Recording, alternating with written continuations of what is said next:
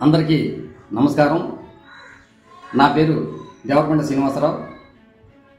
నేను రాహుల్ ప్రియాంక గాంధీ సేన ఆంధ్రప్రదేశ్ ప్రెసిడెంట్ని.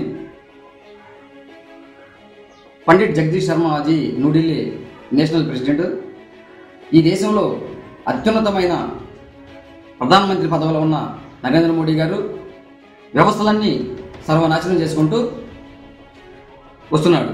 అలాగే భారతదేశంలో అత్యంత ఎగ్జామ్స్ అయిన నిఫ్ట్ కానీ యూపీఎస్సీ కానీ అలాంటి ఎగ్జామ్లు కూడా ఎంతోమంది విద్యార్థులు చదువుకొని కాయకష్టం చేసుకొని చదువుకొని రేత్రింబవులు చదువుకొని ఎగ్జామ్ రాస్తే దాంట్లో కూడా మాఫియా తయారయ్యి దాంట్లో కూడా దొంగతనంగా పాస్ అయిన చరిత్ర ఈ నరేంద్ర మోడీ పరిపాలనలో ఉంది.